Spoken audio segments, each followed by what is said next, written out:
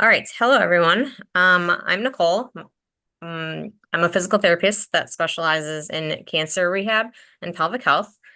I work for Rush Physical Therapy, which is a subsidiary of our parent company, Select Medical.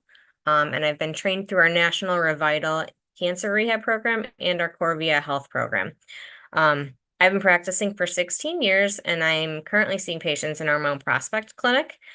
My colleague Stacy is on the call with us tonight, and she is part of our national Corvia team. And she's also a ReVital certified therapist. So you've got two good resources here. We're really excited to speak today on the male pelvic floor and how pelvic floor physical therapy plays an essential part in the rehab journey for cancer survivors.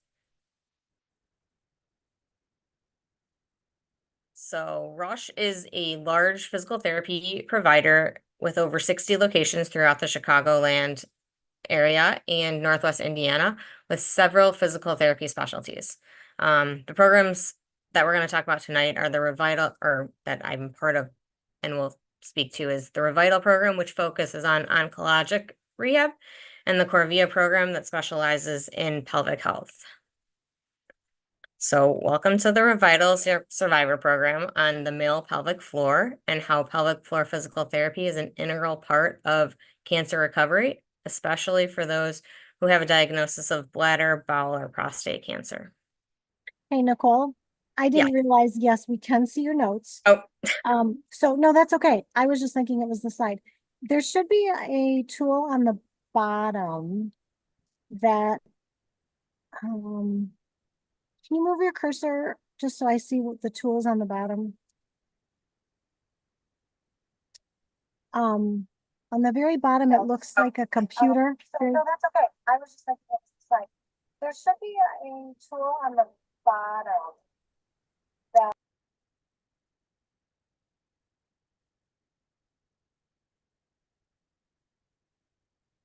that. Yes, there we go. Okay. Awesome. All right. Look better? Can you just see the slides Perfect. now? Yep, perfect. Okay. So cancer is a journey, and we recognize that not everyone's path is the same. So everyone starts in a different place. Your age, your beliefs, your support system of family and friends, your general health or well-being, among other factors, contribute to where you are at the beginning. Also, your destination may be different. Where are you going? Is your destination finishing treatment and putting cancer behind you? Is it living with a chronic condition, managing side effects as they lead to normal and independent life? And is your destination determined by the goal set between you and medical team? Once you're diagnosed with cancer, your path may take you through different treatment choices. Surgery, chemo, target therapy, radiation therapy are all customized by our cancer care team to meet your needs and to get you to your destination. With this specialized treatment, each person's side effects and intensity of side effects will vary as well. The tolerance to treatment will be impacted by your general well-being and where you started at diagnosis. Our team wants to help you keep your motor running smoothly throughout your experience to get you to your destination. So, as a pelvic health therapist and a cancer rehab specialist, I've had the privilege of working with the cancer community to assist individuals with reaching their pelvic health and sexual function goals. For today's presentation, my clinical expertise will focus on the male anatomy and physical side effects of treatments for bowel, bladder, and prostate cancer. We will discuss common complaints following surgery, radiation, chemotherapy, and hormone therapy, highlighting the unique role of a pelvic health therapist and the resources that may assist in other aspects of well-being and sexual health. We will also touch on some of the treatment interventions that pelvic health therapists use to manage symptoms of cancer treatment, including incontinence, bowel and bladder dysfunction, pain, and strength and flexibility deficits.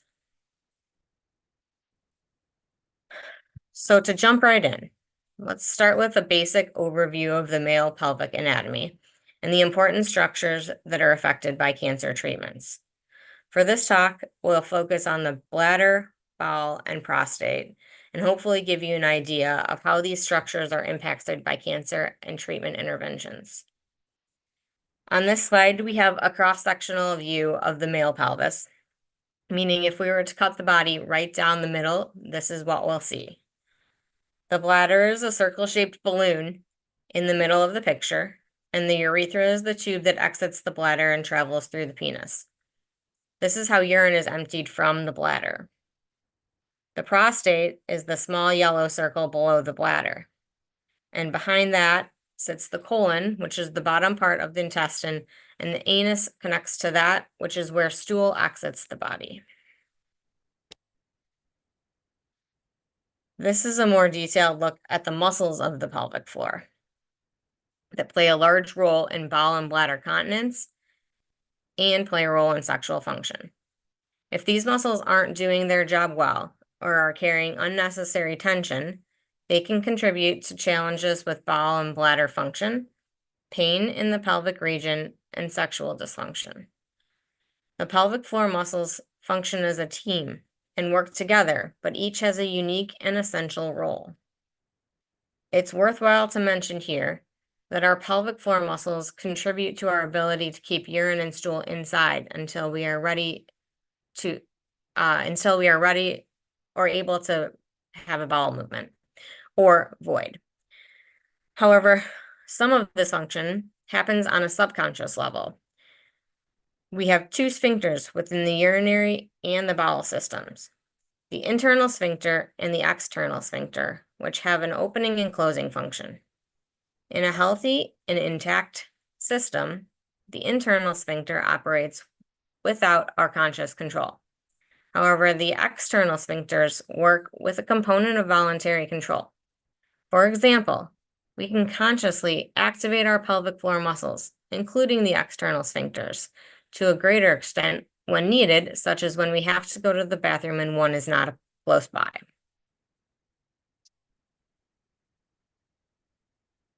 I'd like to briefly touch on the nerves located within the pelvis, as if we were looking at it from a side view.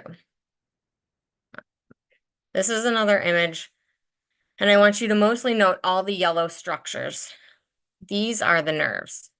Recognize how many nerves reside inside this part of our body.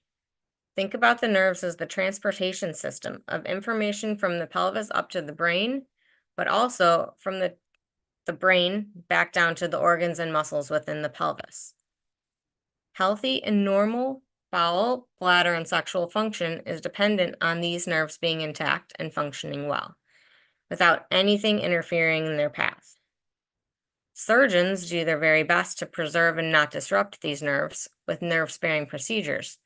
So stress to the nerves takes a long time to heal, much longer than any other tissue within our bodies. So there are some stress to these nerves, say with a bladder, bowel, or prostatectomy surgery.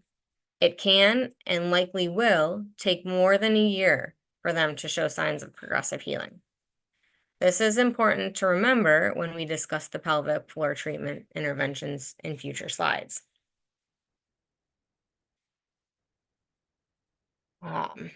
Because of the extensive neural network across the region of the pelvic floor, disruption to the neural structures during surgical interventions and/or radiation is common. A change to the anatomical location of other vital structures within the pelvis after surgery is also a factor to consider. This is a diagram of the anatomy pre and post prostatectomy. So to orient you on the structures on this slide, the purple structure is the bladder, the orange structure is the prostate, and you'll see a line running from the base of the bladder all the way down to the tip of the penis. This is the urethra. The urethra is what carries the urine from the bladder out to the exit of the tip of the penis. I'd like to use this slide to demonstrate how the removal of the prostate has a dramatic impact on the rest of the pelvis. Here, we can see, excuse me.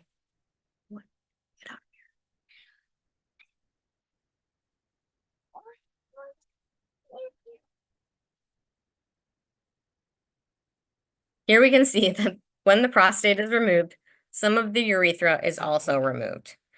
Therefore, the pathway for the urine traveling out of the body from the bladder to the exit of the tip of the penis shortens. This slide doesn't show it well, but when the internal sphincter lives, part of the internal sphincter lives between the base of the bladder and the top of the prostate. So when the prostate is removed, so is the internal sphincter.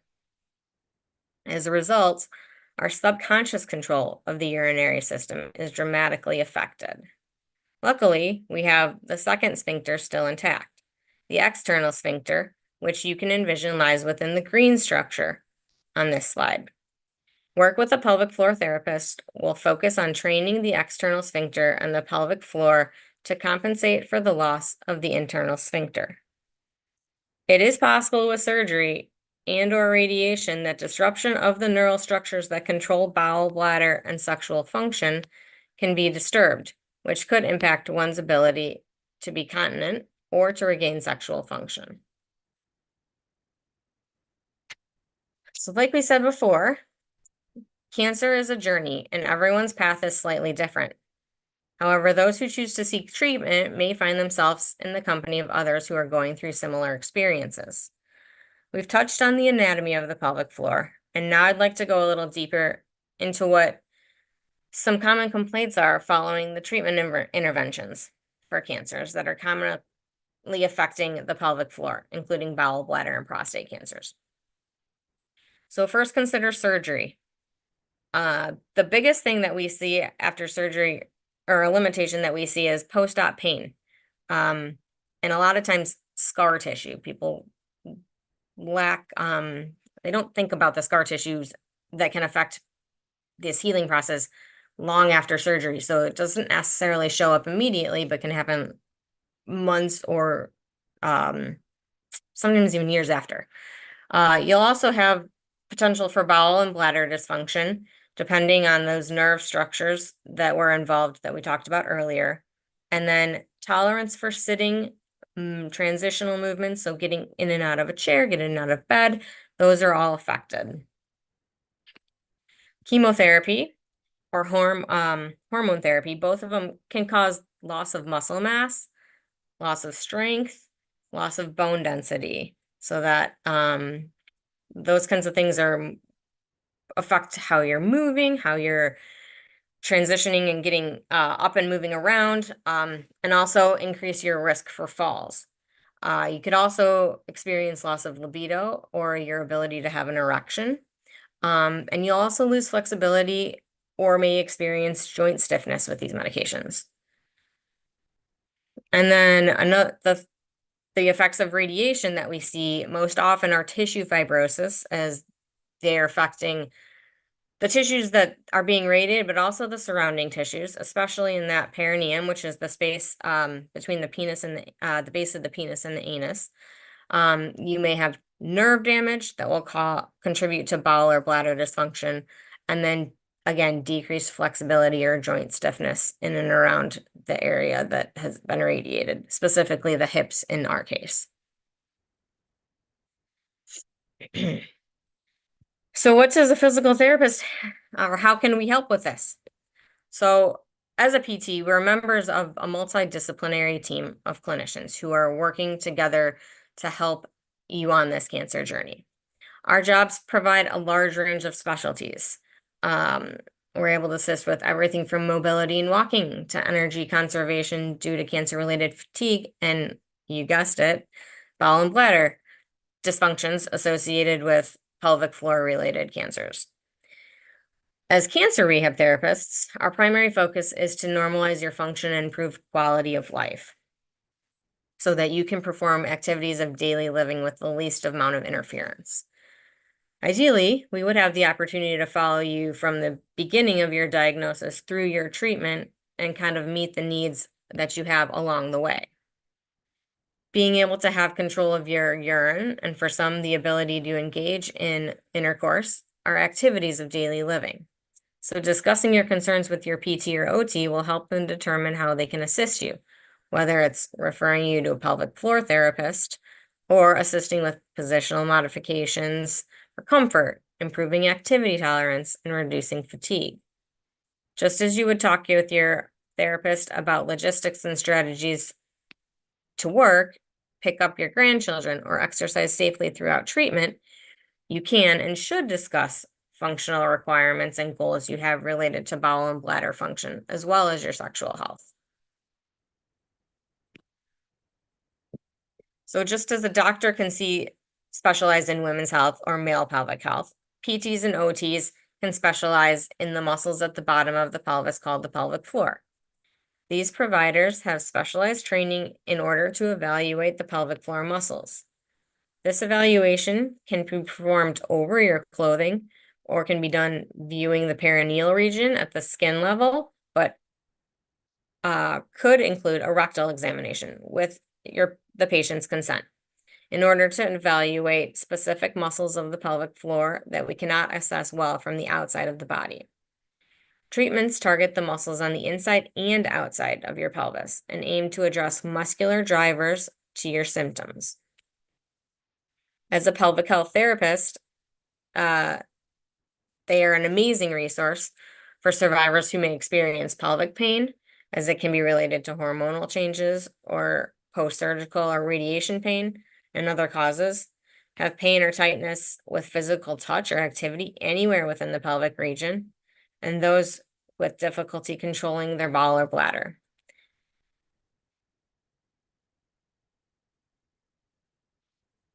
So why would you see a pelvic therapist? To develop muscle awareness in your pelvic floor muscles, to teach you the proper pelvic floor contraction and improve coordination, to increase your strength and endurance of the pelvic floor, and to incorporate new awareness and control into everyday movements.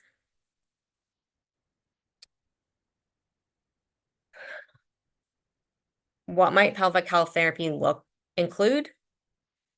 Many of my patients have shared that side effects of their treatment, such as urinary or bowel leakage, limit how confident or interested they are in performing ADLs, social activities, and being intimate. A pelvic health therapist can help you with pain management, regaining your strength and flexibility, and regain control over your bowel and bladder function throughout the course of your cancer treatment. We can achieve this through several treatment approaches. Breathing and relaxation exercises are critical to treating the pelvic floor. Carrying tension in your pelvic floor can make it so much more difficult to regain continence and also limits your ability to have arousal. It's important that we make sure that our patients have achieved this skill and the ability to relax their pelvic floor muscles as well.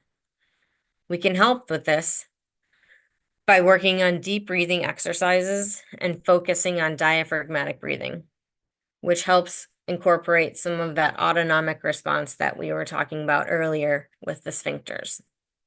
Your internal sphincter is not controlled consciously when you're breathing or necessarily for your pelvic floor function. But that external sphincter can kind of be trained along the same lines using breathing techniques to get into the same rhythm of how your internal sphincter would normally work if it's disrupted with nerve damage. We can also focus on pain management. That's a large problem with our patients, our cancer population, because you can have pain from any of the treatments that we've talked about before. So helping with soft tissue work or stretching or what we call modalities, which could be an electric stimulation or an ultrasound unit, just to help reduce the sensitivity of the nerve endings surrounding the tissues that are affected to provide some relief and pain from pain and discomfort. The internal or external hands-on treatment.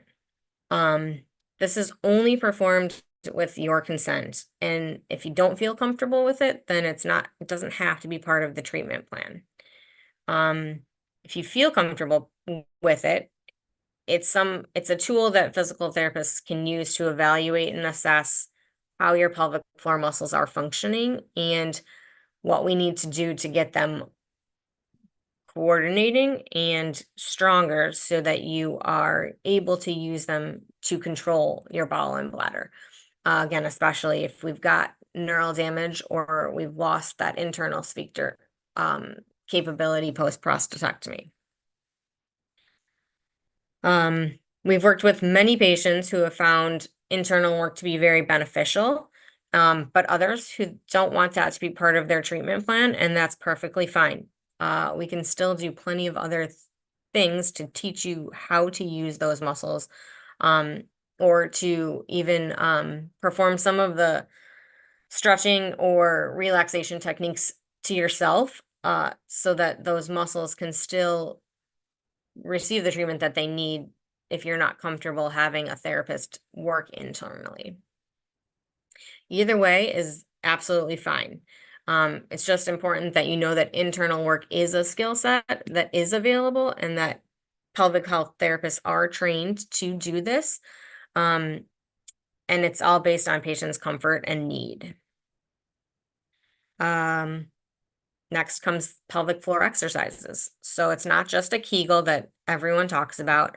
It incorporates all the muscles in the pelvis. So your hip muscles play into this, your glute muscles play into this. All of these muscles share a role in the pelvis, and making sure that those that you have proper control of the pelvic floor so that you can regain continence. But more often, the exercises that we're teaching are to help you relax the pelvic floor because it's more often that there's tension in the pelvic floor that is inhibiting you from being able to control your bowel and bladder. So teaching you how to relax those muscles is just as important as teaching you how to make them stronger. And oftentimes we update a home exercise program for you. So this isn't something that you just do in the clinic. This is something that you're continually practicing at home in order to kind of get that repetition and get those muscles into a improved motor pattern so that this becomes more of a habit than rather than just coming to therapy once a week and kind of doing the exercises, going through the motions in the clinic. It's something that you're going to practice regularly at home. It's a daily thing just to kind of retrain these muscles that this is how it's supposed to work in order to regain the use of them, especially with some of these treatments that can be damaging to the nerves that are mixing up the signals from your brain. Okay, so we also can talk about positional modifications, and this is more kind of from a sexual position modification because oftentimes it's uncomfortable or painful to be in certain positions. So there's tricks or tips that we might have to modify things that you are doing if that is of a concern. And there's also strategies for gradual progression towards sexual function goals. Therapists can help you break down the activities that you're hoping to resume in smaller pieces. Sometimes it's not all going to come back at once. So we can work on comfort and confidence with different elements until you're ready to put them together. If you want that assistance. There's also, we can refer you to other specialists that can help with some of that as well.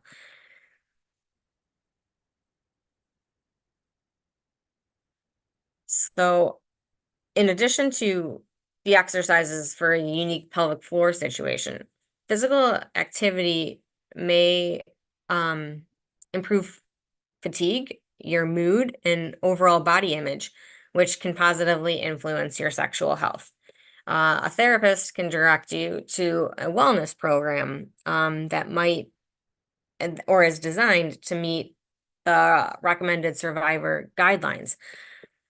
Someone like the American Red Cross, who is our global kind of partner here, that recommends 150 minutes of aerobic exercises weekly to improve cardiovascular strength. And then help reduce cancer-related fatigue or even help with some neuropathy.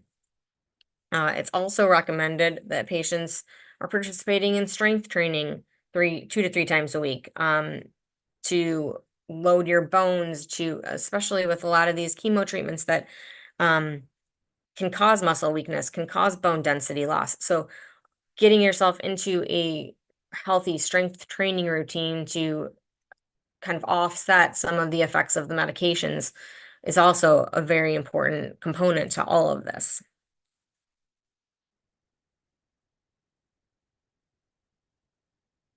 So we've focused mostly on the male pelvic floor and how we as the PTs are helping this specific population.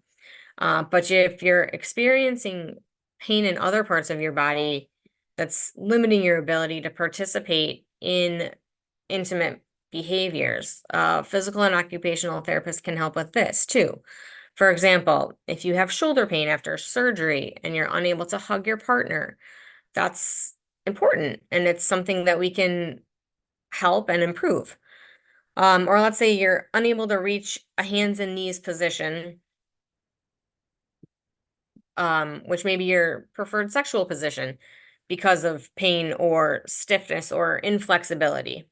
These are also things that we can address in physical therapy if we know about it. So that's why the conversation with your therapist is important, because if we don't know about it, it's not something we're going to jump to addressing, even though it's still very important.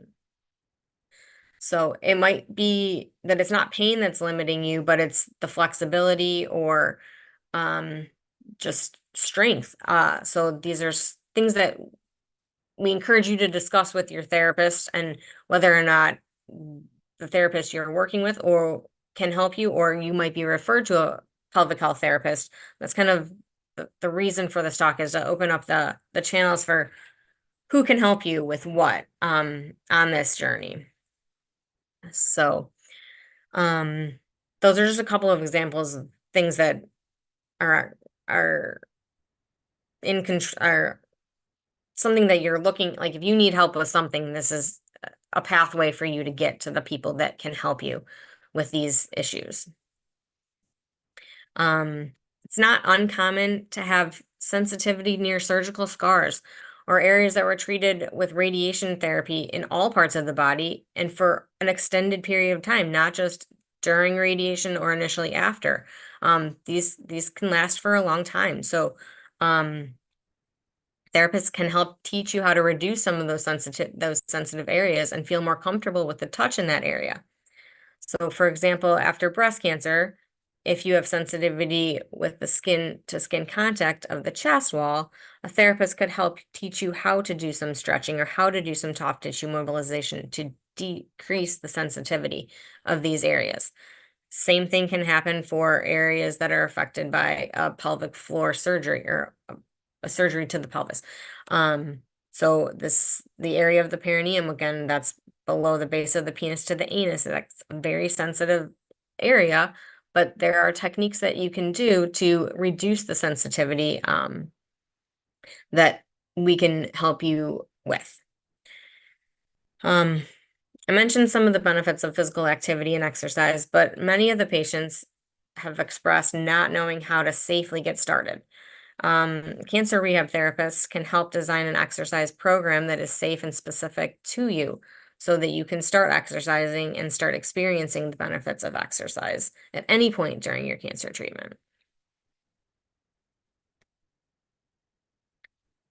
So just to recap, we as pelvic floor therapists would love to be involved in your journey, and we have several things to offer patients in the cancer community.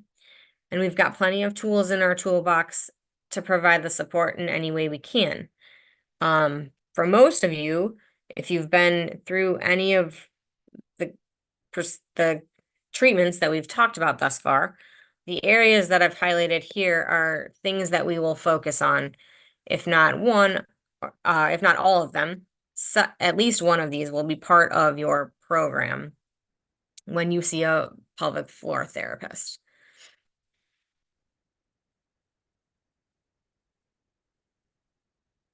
I hope that hearing some of these ideas will help you feel more comfortable engaging with your medical team, therapists, and partner in conversation regarding pelvic floor health and sexual health. I know we touched on a lot of different aspects of pelvic health today, and I expect you'll have some questions. But right now, while it's fresh, I encourage you to either jot something down in the chat, or write things down on a paper that you can take to bring with your medical team, if I've inspired any kind of questions for you. And then, I think we can open it up to questions if anybody has any.